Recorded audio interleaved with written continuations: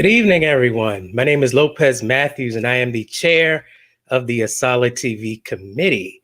And I would like to thank you for joining us as we celebrate this year's newest national holiday, Juneteenth, where we commemorate the end of the institution of slavery.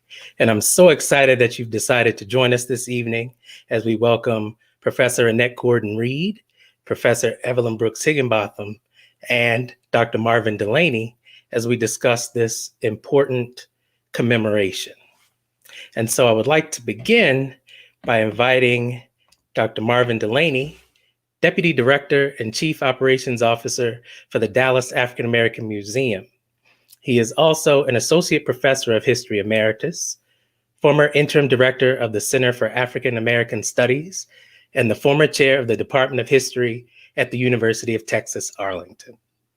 During his 42 years as a history professor before his retirement in 2016, he taught at 4 universities: Ohio State, St. Olaf College, the College of Charleston, and the University of Texas at Arlington.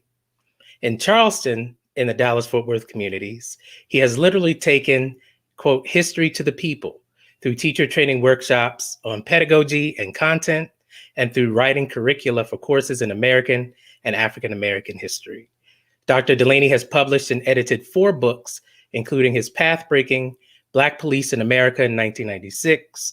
His important scholarship on policing and criminal justice includes the essays The Texas Negro Police Officers Association, The Origins of Black Police Unionism in the Houston Review, Integrating the Police in the South in the Avery Review, and The Troubled Origins of American Policing in the Crime Report, May 2015. And most importantly, Dr. Delaney is a part of ASALH's W. Marvin Delaney branch in Dallas, Texas. One of the great things about our association is that we are national, and we have branches that represent us around the country. And so without further ado, I'd like to introduce Dr. Marvin Delaney. Welcome, Dr. Delaney.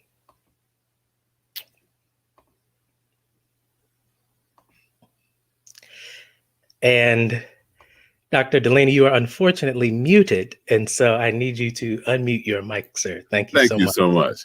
Again, thank you again, Lopez, for the invitation to talk about our branch in Dallas-Fort Worth. Believe it or not, ASALH goes back a long way in Texas. In the 1930s, Lorenzo Green was in Texas recruiting in Houston. That is helping Carter G. Woodson expand the association for the study of Negro life and history in Houston and in Texas.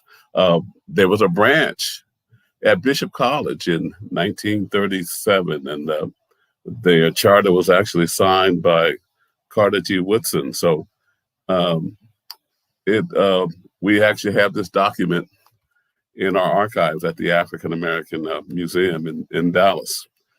Of course, we celebrate Juneteenth big time in Texas.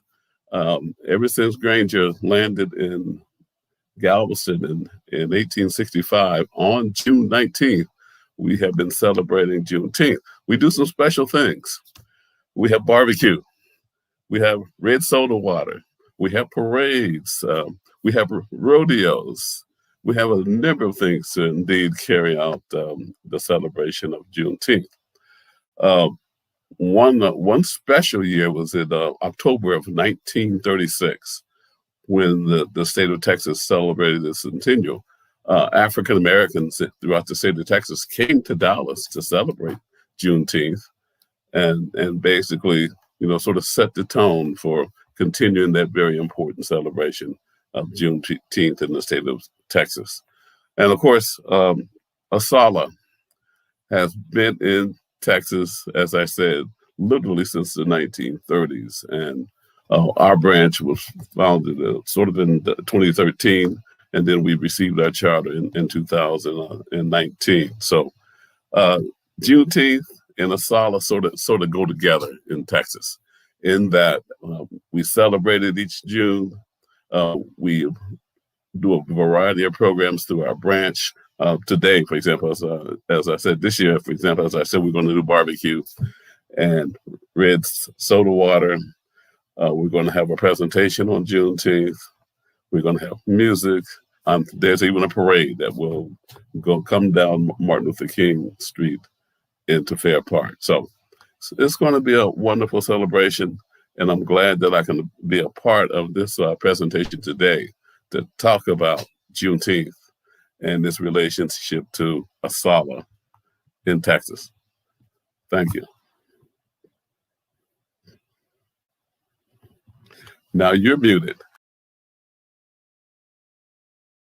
Thank you so much, Dr. Delaney, for speaking to us, and thank you for bringing those great words. Without further ado, I'm going to transition us to our main event.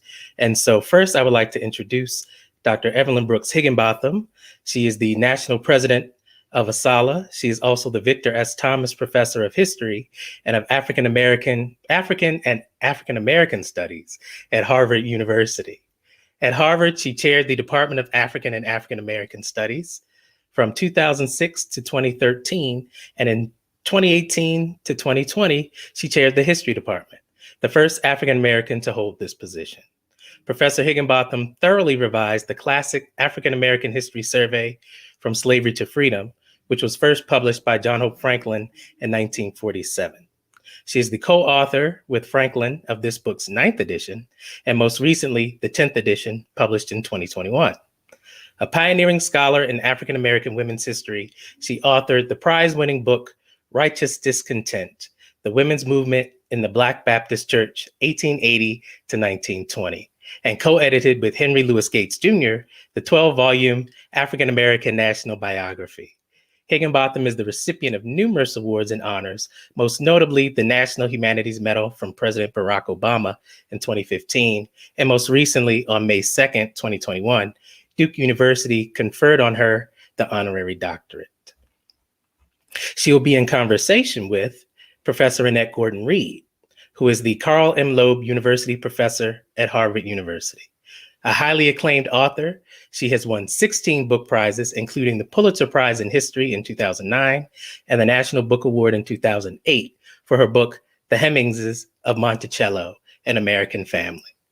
Time will not permit me to list all of her many books, but two other notable ones are Thomas Jefferson and Sally Hemings, An American Controversy, and the book Vernon Can Read, a Memoir, which she wrote in collaboration with the late Vernon Jordan. Her most recent book, On Juneteenth, was published this year and is already a New York Times bestseller. Gordon-Reed was the Vivian Harmsworth Visiting Professor of American History in Britain at the University of Oxford, Queen's College from 2014 to 2015. She was the 2018 to 2019 president of the Society for Historians of the Early American Republic. She is currently president of the Ames Foundation. Professor Gordon-Reed has received many honors and fellowships, most notably the MacArthur Fellowship, also known as the Genius Award. She's the recipient of the National Humanities Medal, which is presented by the President of the United States. And so without further ado, I would like to bring to you Dr. Brooks Higginbotham and Professor Gordon-Reed. Thank you all for joining us. Glad to be here. Glad to be here. Can you hear us? I guess so, Annette. Yep, I guess so. Well, thank you, Lopez, and thank you, Marvin. As you can see, ASALH is throughout the nation. We have 48 branches, but we wanted you to see our Texas branch so that you could see how Juneteenth is celebrated in a big way. Yes. Now, we're celebrating today also because it is our great honor to feature you, Annette Gordon-Reed, in a conversation about your new book on Juneteenth. Mm-hmm. I have known you for many years, as you know, and I am, as I tell you often, so very proud of you. I'm proud of you because of your impeccable, groundbreaking scholarship widely acclaimed for its great depth of research and analysis. Your recent book on Juneteenth has a unique quality, however, because it's the first book by you, at least that I know, that incorporates your reflections on your own personal experiences. And in your hands, Annette, the memoir approach to history has proved to be an especially effective way to think about the long memory of Juneteenth and its meaning, not only for you, not only for Black Americans, but for all America. So I'd like to begin our conversation by calling the attention of our audience to a certain misperception.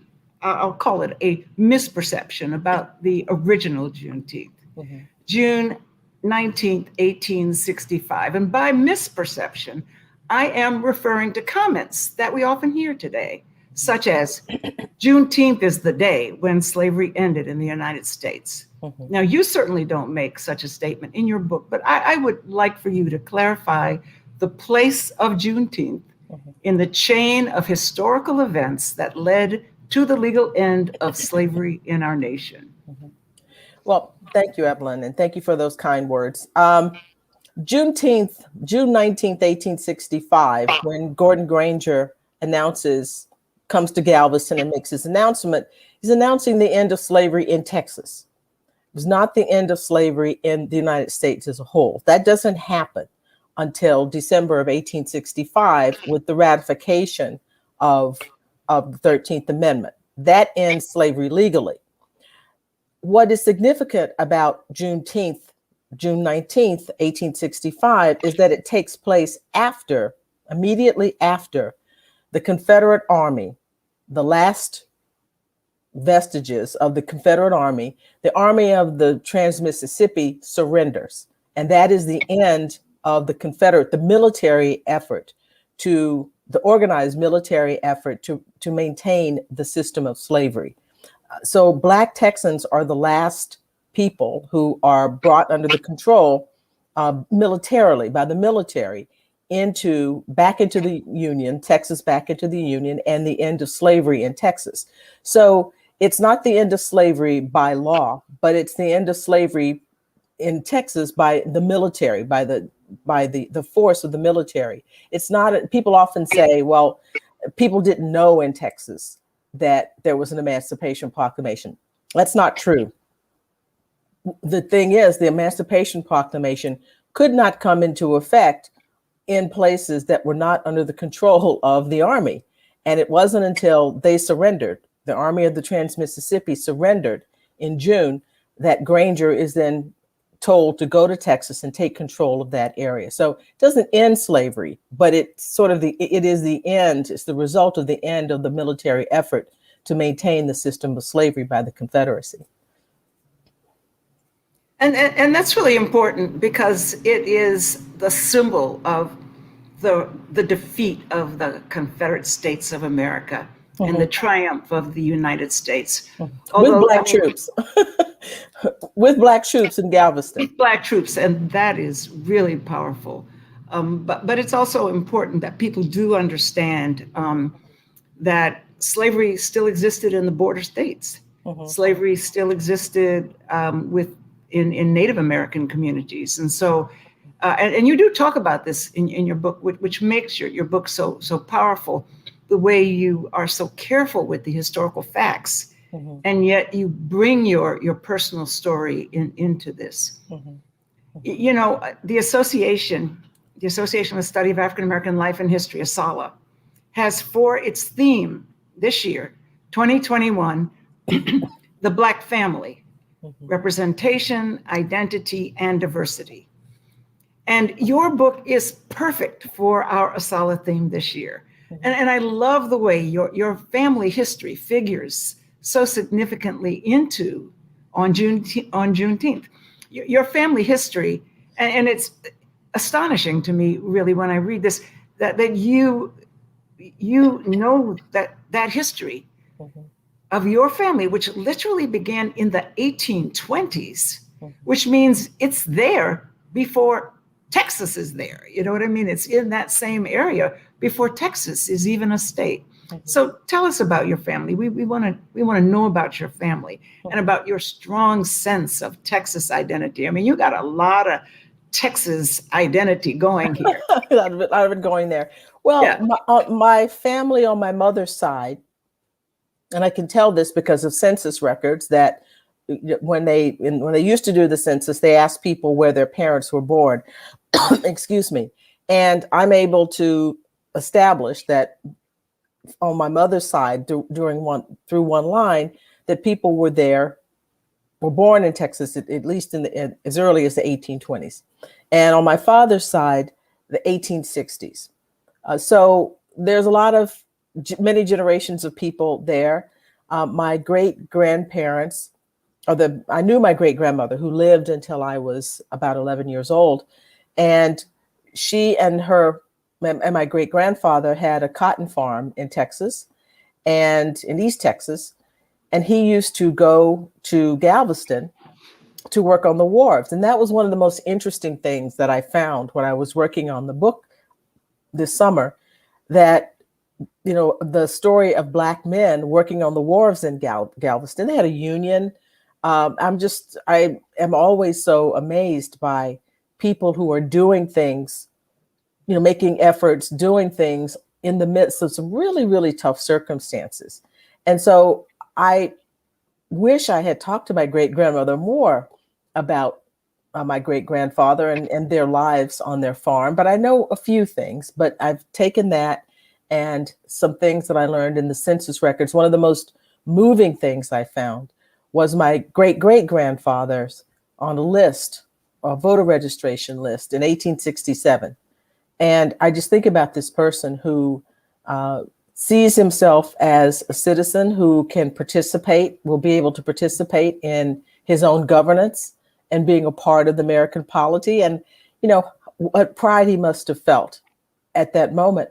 But then also think about what happened later when Reconstruction is ended and the military, the troops are pulled out of the South, and white Southerners are then left to do what they wanted to do with Black people. And then there's Jim Crow and repression and lynching and so forth.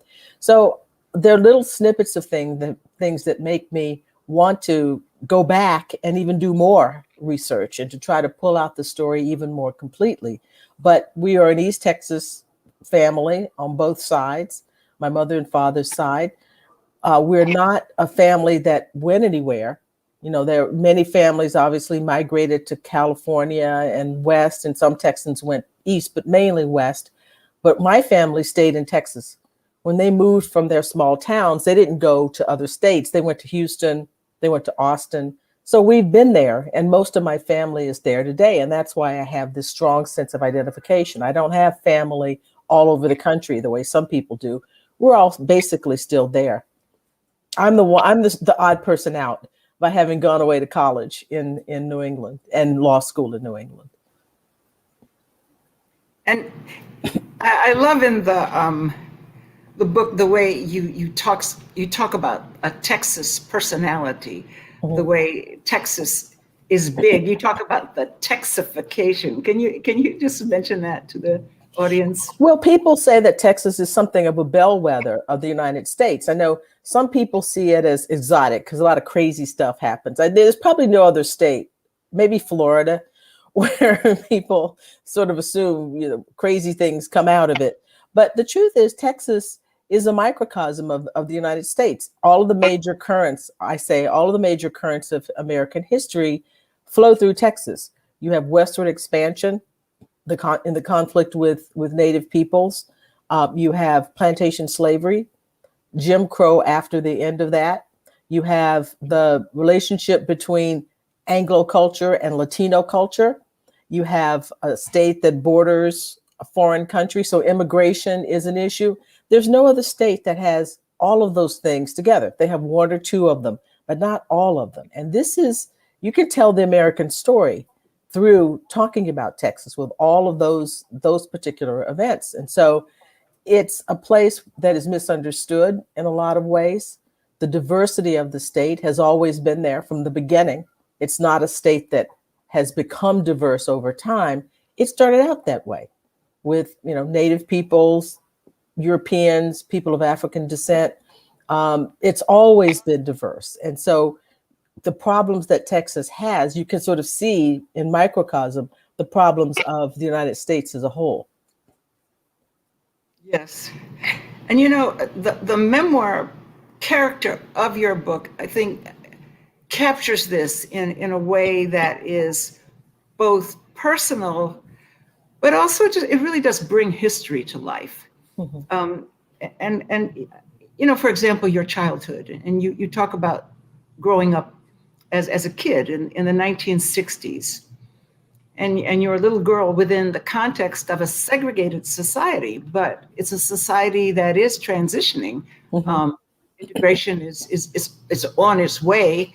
And I really would love for you to share this with the audience, the story of how that had an effect on you growing up, and the meaning for that world.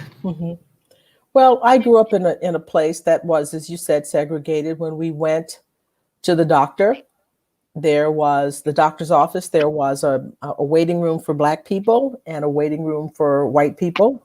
And there was a nurse's station that had windows that looked out into each separate waiting room. And I could see through these windows that the waiting room for white people was larger and better appointed.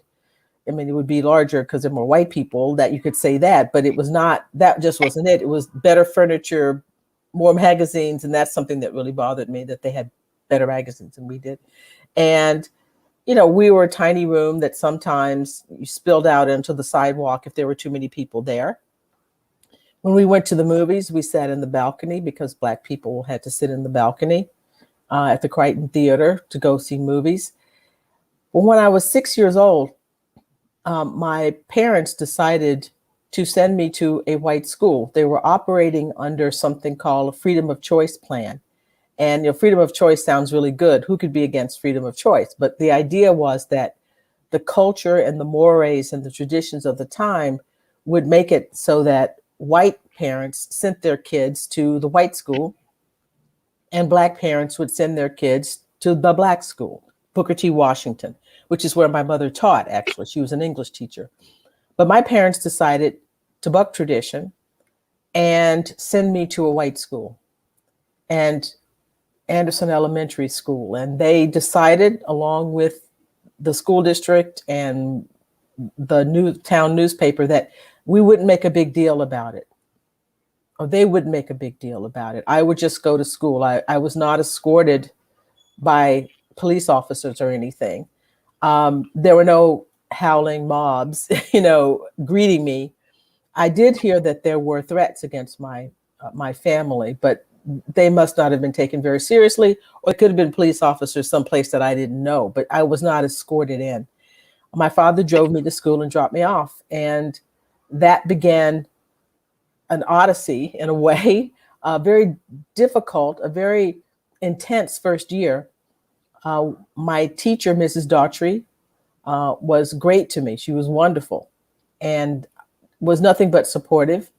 Some kids were nice and some kids weren't nice to me. And it made me think about race in a particular way. The waiting room and the movie theater, I didn't think about, that was just the way it was. I didn't think about it as an issue, really, because, I'm 5, 6 years old. I'm not thinking of it that way. But school, because such a big deal was made about it in my family, big deal in the sense that I knew I was doing something special. One of my family members, my great aunt that my mother was very close to, lived in Houston, and she went to the ritzy department store in Houston, which was Sakowitz. And she bought me just boxes and boxes of dresses and tights and all kinds of things. I mean, I had clothes. I was perfectly, well outfitted, but she went overboard because this was a big deal. I was going to a place and I was going to be dressed well. And so I knew that it was special. People would come, educators and administrators would come to the door sometimes and stand and look in to see, watch this experiment in place. So I knew I was on display and I knew I was doing something that was supposed to be momentous. I liked school. I was good at school. And I wonder if I would have been as happy or as it would have been as easy if I had problems in school, if I had problems reading or doing math or whatever. But I was a good student, and I was a pretty even-tempered person. So it was intense. There were many unpleasant moments, but there were also great moments too. And my mother did say that I broke out in hives once, which might have been stress related. And it makes me think, as I was writing this, I was wondering if I would have sent my kids to school like that. My kids did go to a private school that was predominantly white, but there were Black teachers and there were Black students. I was there completely by myself. And that's a pretty risky thing to have done, but they were idealistic. My parents were at that moment idealistic, and I guess they thought I could do it. I remember reading in your book, you said at one point you wondered why your parents did it, but you also said that, I believe it was your father who thought you should go to an elementary school and then later to a high school. Mm-hmm. Could you just talk a little bit about that? Because I know sometimes people don't recognize what is good about going to these integrated schools at a young age like this, even though it's scary, but also what is good about still remaining in the Black school. I thought you handled that very well. Mm-hmm. Well, I was talking about the fact that I think my parents, as they became somewhat disillusioned by the effects of integration later in their lives, they sort of offered a different rationale for why they sent me to Anderson. They said, my father said, well, I was concerned about the fact that, if you look at white schools, white kids went to elementary school, intermediate school, junior high, and high school. Those were the divisions in my hometown. And Washington School was K through 12. And so I think he thought, well, if this is the way people are dividing, when they have all the money and the resources that at their disposal, this is how they set things up. That must be the way they should be set up. And so he said, I wanted you to go to school, elementary school, with kids just your age and not be around older kids. So he said that was the reason. They also said, well, we knew the court was going to strike down these freedom of choice plans. And sure enough, they did. 3 years later, they struck them down.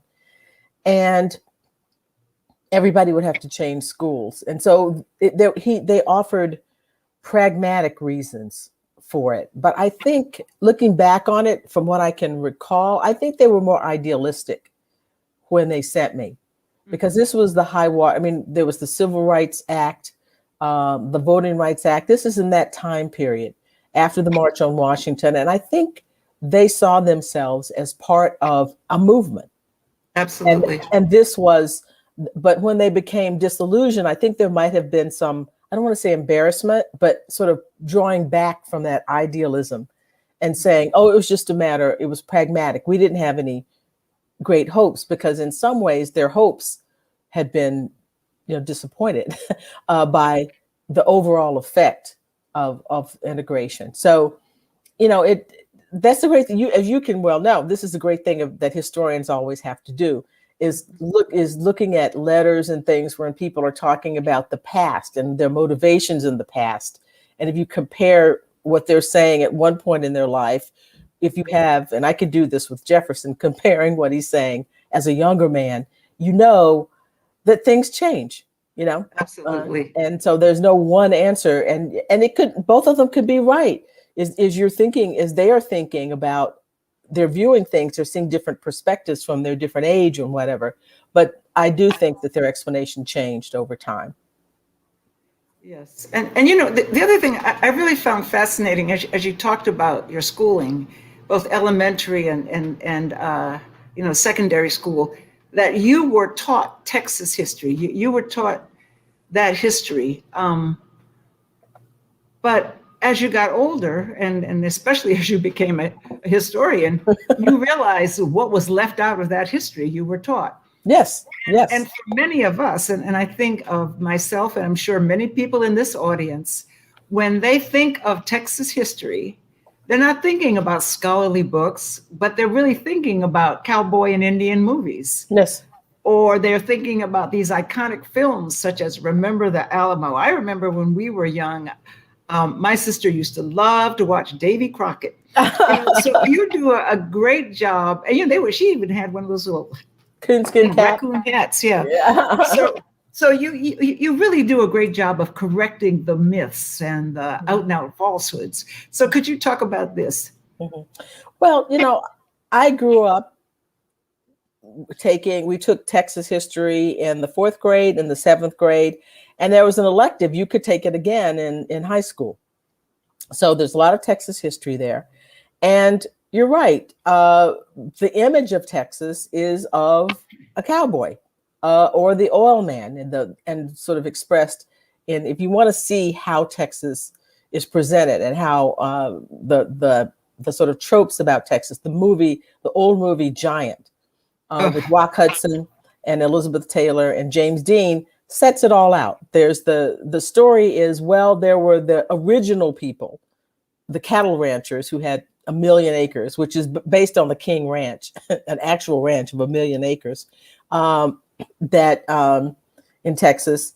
And they were, if not displaced, they were threatened by this new thing when they discover oil, Spindletop in Texas, which is not very far from, it's not in West Texas, but it's not very far from my home. And Conroe actually was sort of an oil town too.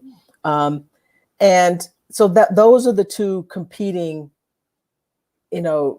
archetypal figures in Texas. But what they leave out, of course, is the plantation owner. And that would have been, I say in the book that Texas is a white man. He's constructed as a white man. And those are the two white men that they are, the cattle-related person and the oil man, but not a slave plantation owner. And if that figure were brought to bear, you would be white, but you would necessarily have to think about the fact that there were Black people there. And that's left totally out of Giant. That aspect of Texas is not there. It's all West Texas, the desert, all of that. East Texas, where I'm from, was a plantation society.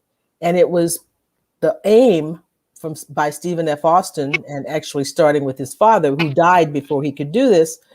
And Stephen F. takes over his mantle, is to bring white settlers into Texas and extend the Cotton Empire. That was the goal. And they weren't going to do that with their family farms. They were going to do it with slave labor. And so slavery was an integral part of Austin's plan. He says that anybody who comes here, and if you don't have slavery, they can expect to be poor for a very, very long time if they had to come and do it all themselves. So that image of Texas that most people take in is cowboys and Indians and heroic people. When the white Texians as they're called, decide that they want to leave Mexico because Mexico outlaws slavery and they don't want to be a part of it. They're kind of looking the other way with the Anglos, the settlers who came in, because they really wanted them there to be as a bulwark against the Comanche and other indigenous people. So they're not bothering them about slavery, but the Texians were still insecure about it. So they decide to break away from Mexico. And there's the famous battle, or we call it it was the lost battle of the Alamo that we're all supposed to remember, features Davy Crockett and Jim Bowie and William Travis. And these are the heroes of Texas. If you see streets and schools, I went to Travis Junior High School. These are the people who are fighting for a republic. Obviously, there were sort of cultural differences between Anglo people and Mexicans, different languages, but slavery is at the root of the problem here. It's one of the central reasons that they want to leave Mexico and start their republic. And they create a republic that has a constitution that, unlike the American Constitution, which kind of, hides slavery, talking about persons held to service, the Texas Constitution is full-throated in its support of slavery. And it says Black people can't be citizens there. They can't immigrate there and live there without permission. So what do I do about the Alamo? How do I think about the Alamo and Davy Crockett and Jim Bowie and all of those people, when I know that part of what they're fighting for is to create a republic that no free Black person could live in, and a republic that supported slavery. So it complicates the message. And I'm sure you may have heard that there's real controversy down in Texas now about, what you can say at the Alamo. There are people who don't want you to be able to talk about slavery, saying it has nothing to do with the Alamo, but that's not true. So we're in a battle. They're in a battle down there now about the substance of history, what can be said and what people don't want others to say. That battle is going on all over the United States. And, the issue is, what do you do with the facts? You can, as a good scholar, you have exposed these facts. You have, I think of our founder, Carter G. Woodson. It was his great mission in life to let the truth be known by showing the primary sources, the actual words of people. And you've got the letters and the statements from Austin and other people. And how does one say, well, we're not going to pay attention to that because it's not saying what we want it to say? That is the great challenge. No, it is. I don't know how.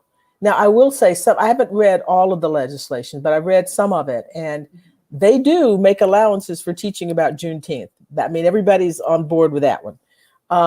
But I don't understand how you teach about the Republic of Texas without reading the Constitution. And I can't figure what they're going to do.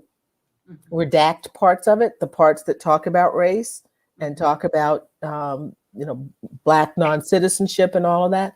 So I think primary documents, and people act as if we just sort of made up a discussion about race. But people talked about race, as you know, all the time in the 18th and the 19th century. They wrote laws about it. They did sermons. The primary documents, as you say, tell the story. And so it takes a real act of avoidance to not talk about this stuff. Well, let's get back to June 19, 1865, because,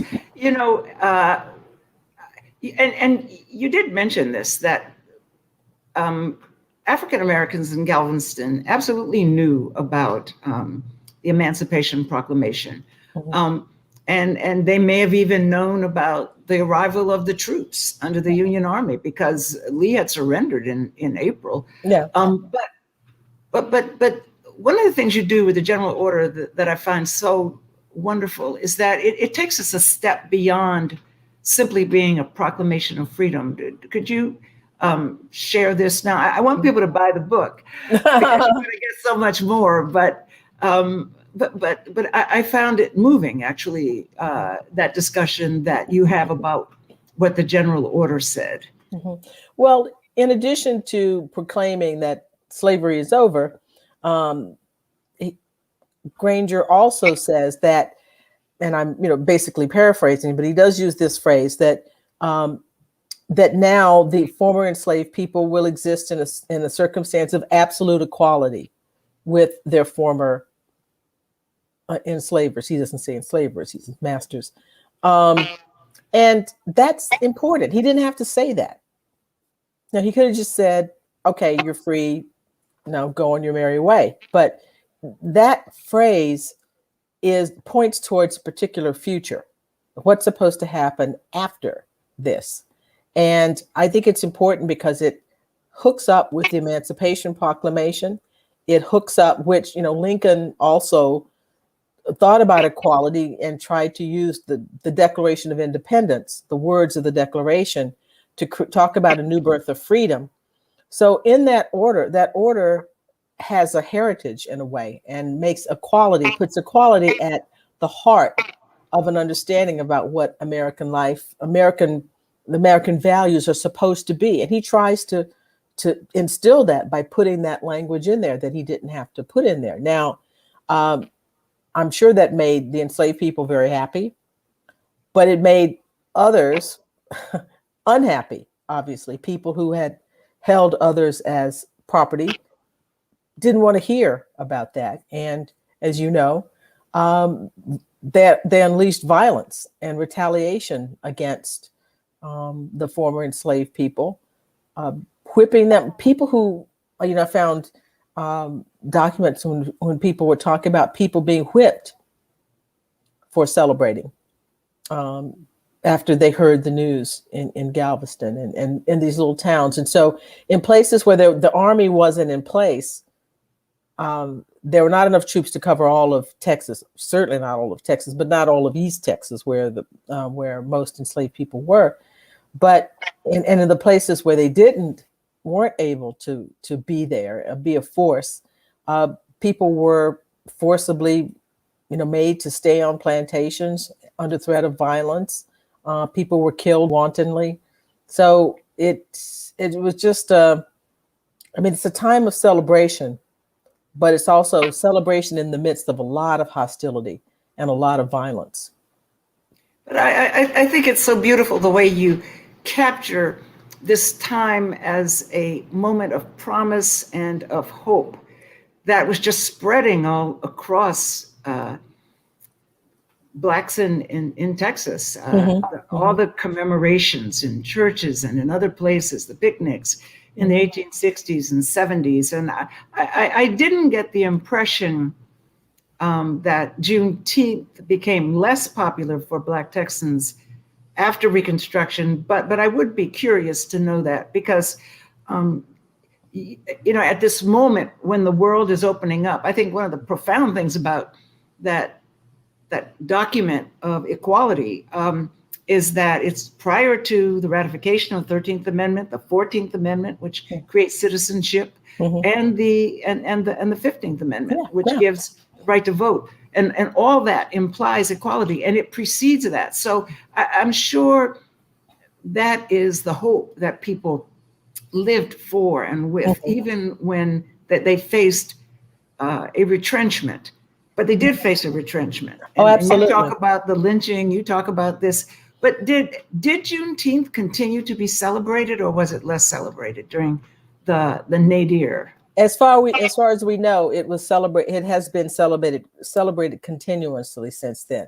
The moments when it ebbs really is the 20th century, and sometimes when people don't think it's sort of old timey, to look back at slavery, but people kept celebrating it. I mean, it's a holiday that was celebrated in parks and celebrated at churches and celebrated in homes. And as far as I've been able to determine, it always was celebrated somewhere. People thought that it was an important thing to do.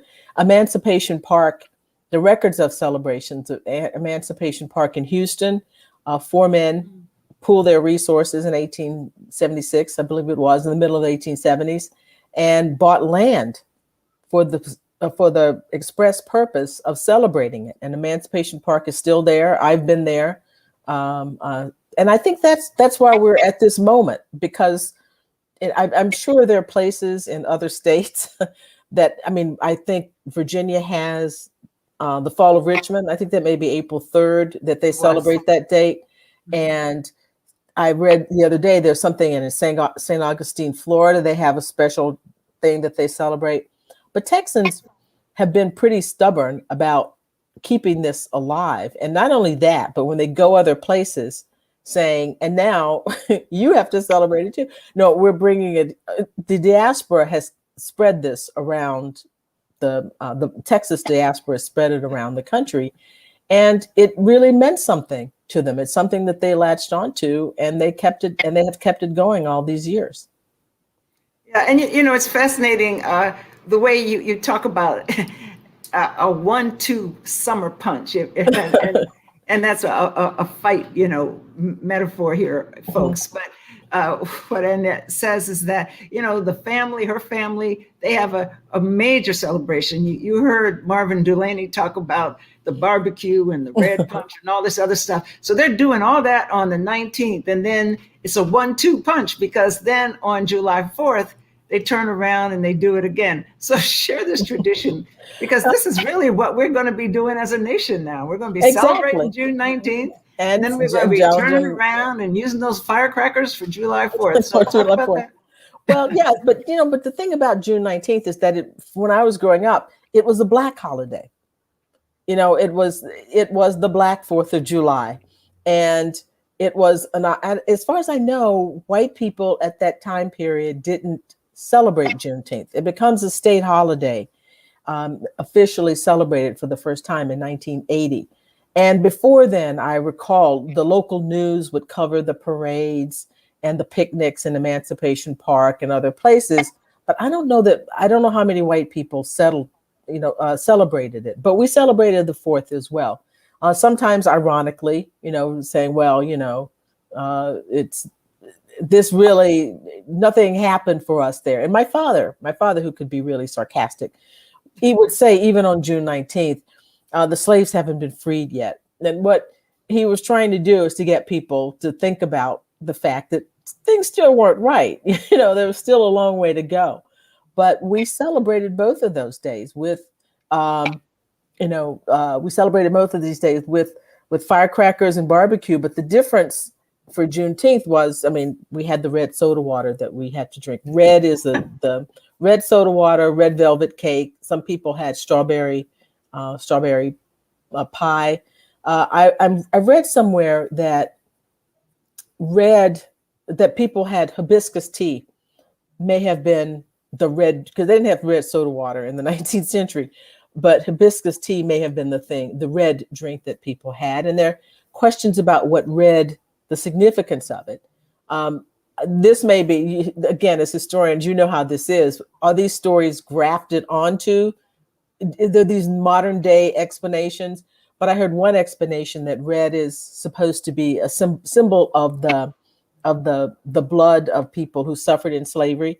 But I read recently from a food expert, a cuisine expert in Southern cuisine, Black cuisine, that red may be of African origin. That in some West African societies, the color red is important. Now, I don't know if that's true either, but red has definitely been a part of this. And we did that. We had red soda water and barbecue and goat, which we didn't eat, but for some reason, I'm not quite sure how that became an item on the menu. Our family made tamales. My grandmother learned how to make tamales to sell, to raise money for the St. Luke's United Methodist Church. They were buying a new church. And so she would take orders on them. And it's a holiday food. It's sometimes a holiday food. And so for Juneteenth, I and my mother and my grandmother and her sister would spend a lot of time making tamales to sell. So you have this mixture of Black culture, Hispanic culture, Indians. I guess tamales are really it's a Mesoamerican dish. The ancient Aztecs and people thought it was sacred food. And so this is Texas, all these different groups of people showing it in this cuisine that we used on Juneteenth. Well, here's my last question to you before we open it up for the audience. So yesterday was historic. June 15th, 2021, the U.S. Senate declared Juneteenth a national holiday. So this was a momentous achievement for our nation and for those who for years, literally for years, have been urging the Congress to establish Juneteenth as a federal holiday, and a federal holiday just like July 4th, where people get off work and things close. This is amazing. So why? Just tell us why you think this was so important to do. What do you think Juneteenth is ultimately teaching us about our nation's past? Well, I can think of what I hope it teaches us, what I think it can teach us is I think Juneteenth, people say, well, that's just a Texas holiday. It's not. I mean, Texas is a part of a union, and we're part of the United States. And these were the last group of people, as I said, who were freed by the military effort of the United States Army with Black troops. The victory was won because of the participation of the Black troops. And it's a milestone, I think, in human rights history. Anytime somebody makes a pronouncement, even if it didn't make everything okay, but to say holding people as property by law is wrong, and that people who are held in that condition should be free and should be treated with equality. Now, we're still working on that last part, but the freedom part, where you don't have to worry about someone coming in and selling your children away from you and never seeing your family again, that meant a lot to those people. Whatever things had to be worked out, that trauma, as you well know, haunted Black people. And that's why I think the holiday itself is a family holiday of bringing everybody together, the desire to do that. And so I think it can teach people, not just Black people, but it reminds people about the importance of family and community. That's what the day really is about. The celebration is about giving things. The food is about bringing everybody together and talking to one another and listening to stories, playing dominoes, being in each other's company. And that's not a racial thing. You know, that's something that should be encouraged in everybody. And so I think that's what it can teach. One of the things it could teach us. It also could teach us about, remind us of the horror of that institution and some of the legacies of that institution that explain the racial predicament that we're in today. And if we can begin to talk about this in a serious way, we might have hope of a better future. But we're not going to get there if we don't tell the truth, and if we're not open with each other about what actually happened in the past. Well, thank you, Annette. I am wishing you a happy Juneteenth. Same to you. Lopez. You're muted. And I'm going to take some questions from the audience. I am back and off mute. Good. So our first question this evening is from Melody Hunter Palian, and it is, Dr. Gordon-Reed, how did the challenges of researching and writing this monograph differ from your work on the Hemmingses of Monticello? Well, the first thing is the notes to the Hemmingses are probably longer than this book. The Hemmings is 800 pages and, you know, a huge number of endnotes at the end. And it was different because it's less comprehensive and it's more personal.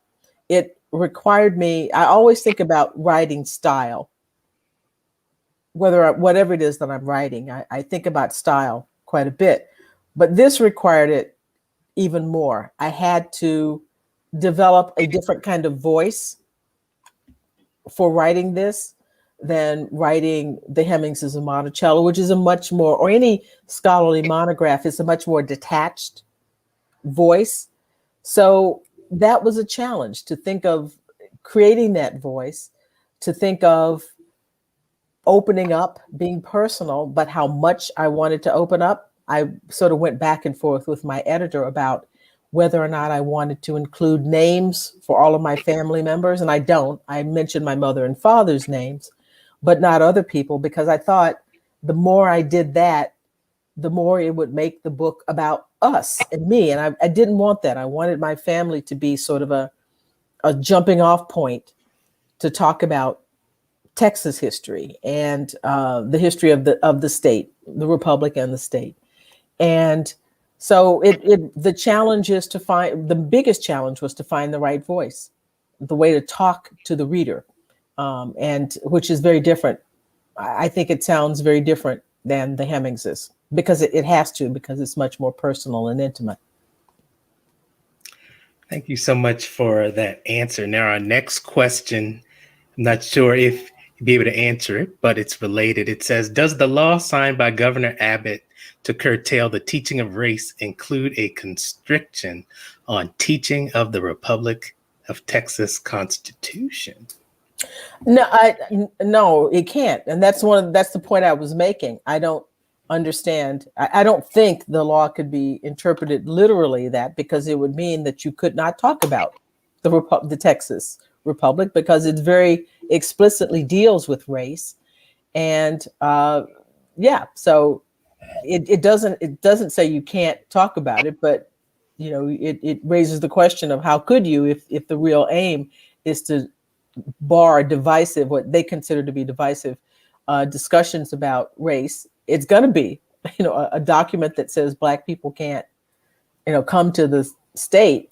It will certainly make people think in a much more complicated way about the state of Texas and the Republic of Texas. So our next question is very interesting, and it is, how will we capture the monetizing of Juneteenth? Mm-hmm. How will we capture it? Yeah, literally capture it. Yes. Literally capture it. Well, we're probably going to capture. Well, it depends on what you mean by capture. Oh, it will definitely be commercialized and monetized. I mean, this is the United States of America. We do that to everything, right? I mean, so it wouldn't be American in some way if it was not something that people thought they could make money off of. But the good thing about this is that there are lots of people out there, myself included, Evelyn, all the people, historians, people who've been laboring in the vineyards of trying to make this a national holiday, who are serious about this. And the interesting thing about it is that almost every, sort of organized effort about Juneteenth that I know of has some educational component to it. It's a holiday that is tailor-made for history and tailor-made to talk about the past in ways that are constructive. And so there's going to be commodification of it, but we don't want to say, well, we can't have a holiday because people are going to ruin it. I mean, we just have to ride herd on this, and to make sure that the real messages of it, that the educative function of it comes to the fore, and do the best we can with it. I mean, Christmas is commercialized, but there are people who really take it seriously. We don't not have that because people commercialize it, and that will come with, and there will be insincerity, and there will be a lot of things here that tick people off, but it's still an opportunity to provide that kind of education, that kind of discussion about history that I think is really, really critical. So thank you so much for that answer. And looking at our time, that will unfortunately have to be our last question. And so I'm going to bring Dr. Delaney back in, or maybe not.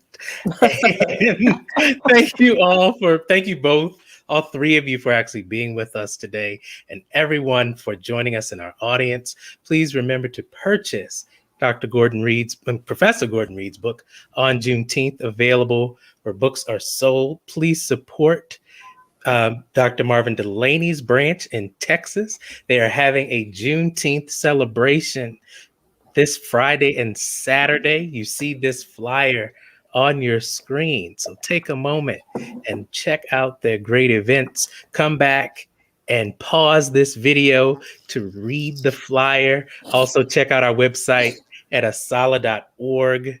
And so I would just like to thank you all for being with us, and have a great night. Good night. Good night, everyone.